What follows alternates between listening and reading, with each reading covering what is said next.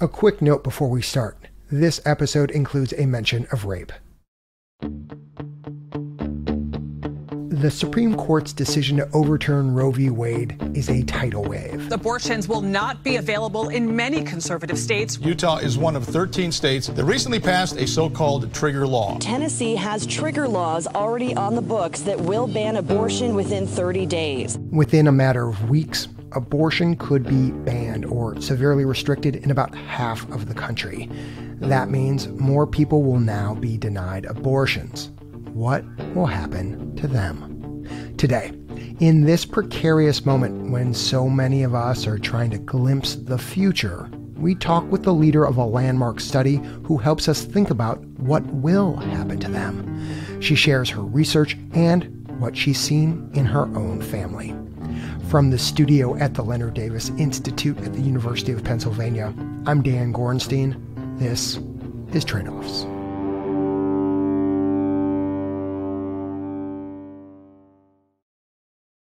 Like a lot of people, Diana Green Foster was sitting in front of her computer last Friday morning. As I had been every other morning in June, which is at 7 a.m. my time, wake up, check the computer, and see if the Supreme Court has, made women's lives more difficult that day. Diana is a professor and the director of research at Advancing New Standards in Reproductive Health, a research group at the University of California, San Francisco.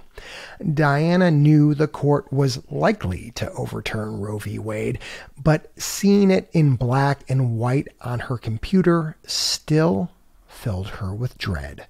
People are so ready to look at other aspects of it, like the political aspect. What's it going to do the midterm? And really not thinking about what it would be like to be pregnant in the middle of a red state and not wanting to be pregnant. Like how desperate that must feel. And now there's no legal clinic in the state. Diana has studied contraception and abortion for more than 20 years.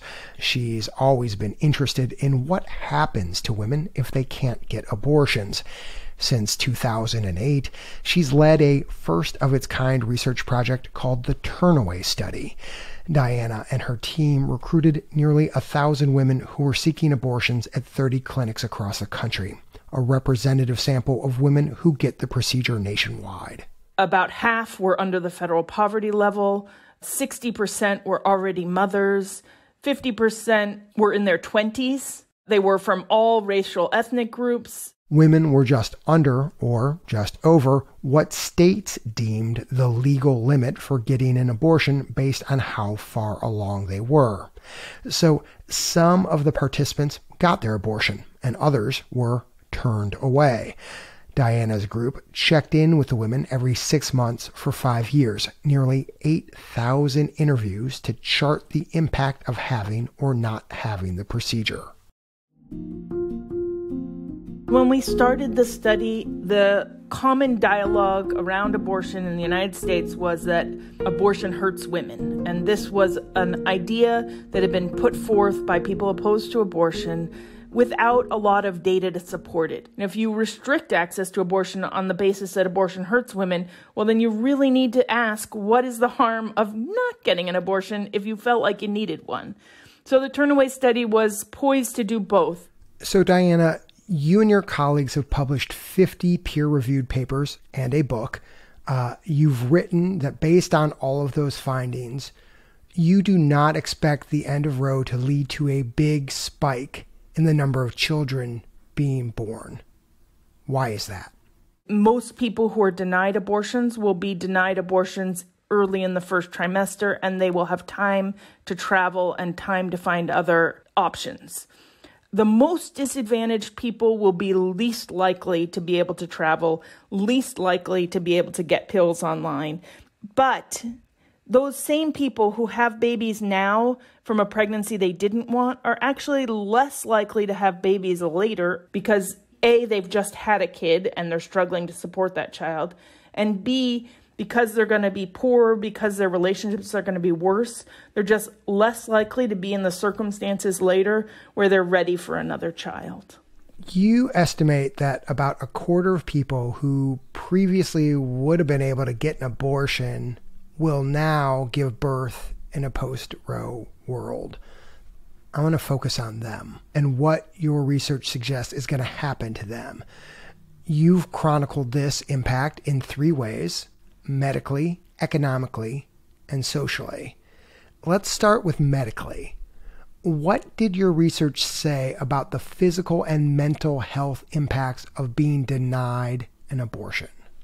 What we see is that there's an immediate worsening of mental health. They're more likely to have high anxiety in the short run upon being denied an abortion. Over the long term, this isn't primarily a mental health story. There's a very large difference in physical health. We see that people are more likely to report chronic pain, more likely to report hypertension if they're denied that abortion than if they receive it. Let's turn to the economic impacts, Diana, which are admittedly pretty staggering. Your research found people who were denied abortions were more likely to live in poverty. They had more debt and they were less likely to be able to work full time. What stands out to you about the economic consequences people denied an abortion could face in a post-Roe world? This is, not in some ways a surprise. When we ask people, why do you want an abortion? Their number one reason is they feel like they can't afford to have a child. This end of Roe will make things worse because there'll be more people forced to have babies before they're ready. And one interesting thing, it's not if you have in your mind this is a teenager forced to have a kid at 17. Yes, that happens. But the more common is someone in their 20s who's already struggling to raise the kids she already has. And so the idea is that she's now going to be caring for more kids. And so it's not just her life that's affected, it's her existing children, and it's the well-being of that future children that she'd like to have. And is there a particular interview or story that jumps out to you that illustrates the economic squeeze that women face when they don't get an abortion? Is there someone you think of? Yes. So glad you asked that. A woman who was in California, she's 18. She said, I wish I'd had her when I was older, more stable, more financially set, just pretty much to where I knew who I was, because it was like raising her and trying to figure me out. But I was raising both of us, myself and her. Finally, let's talk about the social consequences. Like with mental health, you found that being denied an abortion had a short-term impact on self-esteem and life satisfaction, but that evened out after a few years. Over the long term, how did the social lives of women in your study, Diana, who were denied an abortion, differ from those who got the procedure? There are very large differences in what people accomplish with their lives. So, for example, they're less likely to be in high-quality relationships. They're less likely to have achieved other aspirational plans. Aspirational plans like what? So, at the end of every survey, we ask them, how do they see their life being different 1 year and 5 years later? Some people say, I want to finish my community college degree. I want to have a more stable home. I want to take good care of this baby. But even including child-related aspirational plans, people who are denied abortions are less likely to set and achieve aspirational plans. Like all studies, there are some limitations to the Turnaway study. Critics point to the sample size, saying it's small, and that people who felt worse about their abortions may have been less inclined to answer questions about it. What do you say to those critiques of the work? So those are really important questions. The idea of the study was not to be as big as possible, but to be careful in who we recruited so that we got women who were similar at baseline and that the ways in which their outcomes diverged could be attributable to whether they got their abortion or not. So, in fact, the study didn't have to be big to draw important conclusions about the consequence of abortion for people's lives. And then you could think, the study is biased because something about people's attitude about abortion is affecting their willingness to participate. Okay, people could have selected based on attitudes towards abortion, but I cannot see how they could have opted into participating in this study based on their future economic or physical health trajectories. So, to sum up, Diana, based on your research, women who were denied abortions were more likely to suffer from long-term health effects, struggle financially, and in their relationships. If people take one thing away from your research, Diana, about what life in America will be like now that millions of people can no longer get abortions, are going to be denied these abortions, what should it be? It'll be the people who already have the least resources who are going to be forced to experience the greatest hardship. So this is going to deepen inequality, and this is going to make people whose lives are hard even harder. When we come back, Diana talks about how an unwanted pregnancy played out in her grandmother's life and how her grandmother's experience echoes what a post-Roe future may look like.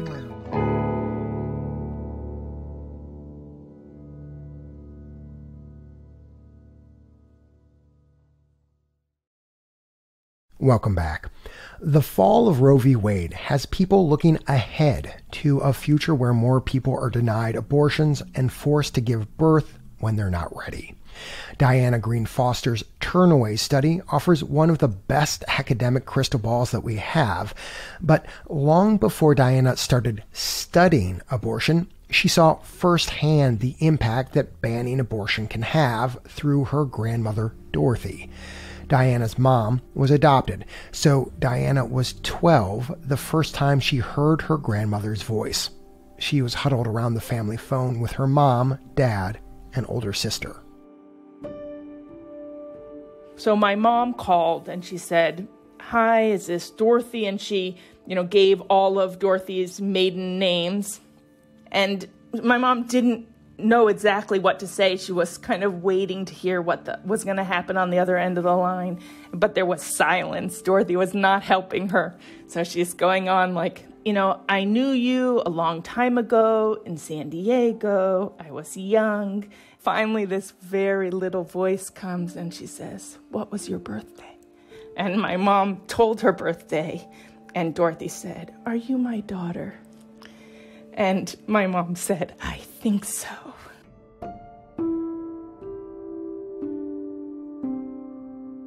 And like that, Diana had another grandmother. When she moved to California for college, she and Dorothy grew close. The two spent weekends together at Dorothy's cabin in the Santa Cruz Hills. One visit, Dorothy told Diana about her mother's birth. She got pregnant when she was 19. The father said if she told anyone it was his, he'd get all his friends to say it could be theirs. Dorothy was overwhelmed. Her parents wanted her to get an abortion. Diana thinks if the procedure had been safe and legal, Dorothy would have gotten one. But in California in 1940, that was not a legal option. So her parents shipped her from their home in Los Angeles to the Salvation Army Home for Unwed Mothers in San Diego. And Dorothy gave birth to Diana's mom. She named my mom Joy.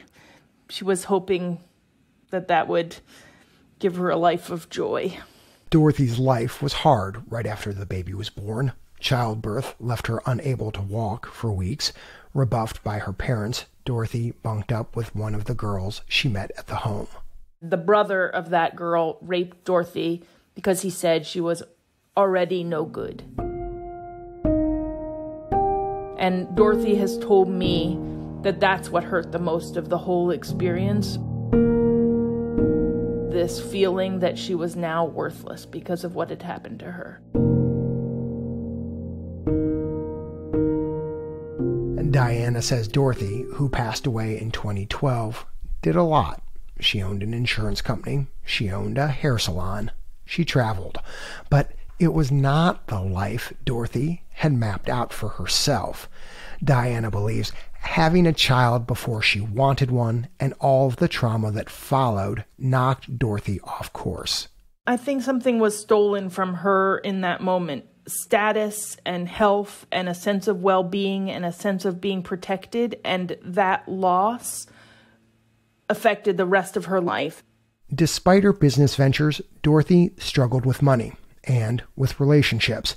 She never had any more kids. It's impossible for Diana to know how much Dorothy's unwanted pregnancy altered her grandmother's life or what role it played in the specific challenges that the woman faced. But Diana says Dorothy's life and the lives of the women in the Turnaway study are a reminder of the price that people pay when abortion is illegal. Having an unwanted pregnancy and having the experience of having to carry it to term affects all of the rest of your reproductive and social and economic decisions after that. And although people are resilient and they, come to terms with pregnancies that they didn't intend, life is harder.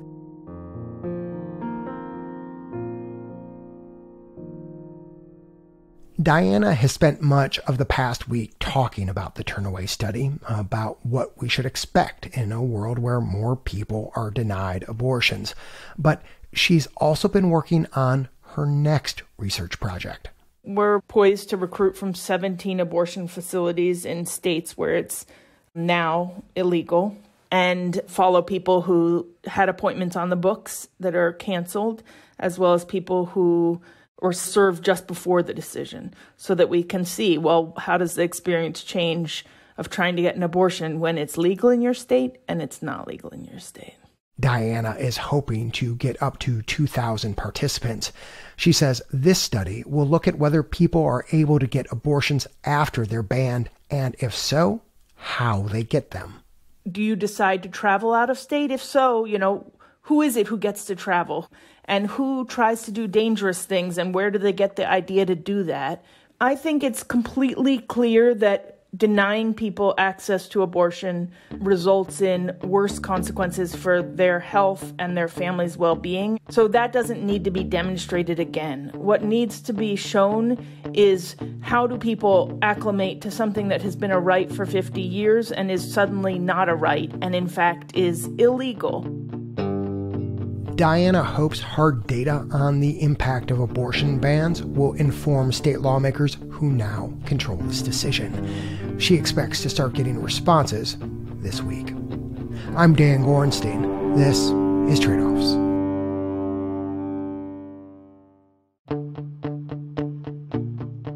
Overturning Roe v. Wade was just one of several healthcare decisions the Supreme Court made in recent weeks. We'll hear argument next in case 2011-14, American Hospital Association versus Becerra. One case featured a little-known drug discount program that pits hospitals against hospitals and pharmaceutical giants against clinics that serve low-income patients.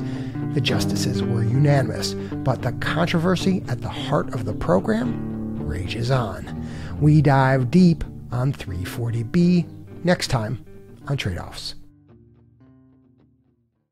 If you enjoyed today's episode of Trade-Offs, don't keep it to yourself. Tell someone else about it. Friend, colleague, family member.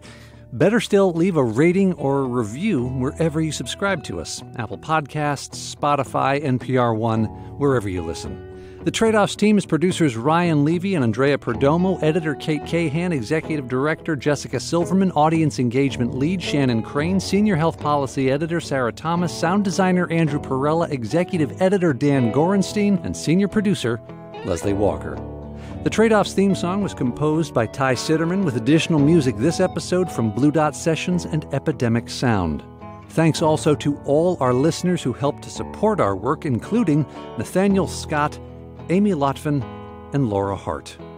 Our media partner is Side Effects Public Media, based at WFYI. Trade-Offs is supported by the Robert Wood Johnson Foundation, Arnold Ventures, West Health, the SCAN Foundation, the Better Care Playbook, the Leonard Davis Institute of Health Economics at the University of Pennsylvania, the Sozoze Foundation, and the National Institute for Healthcare Management Foundation.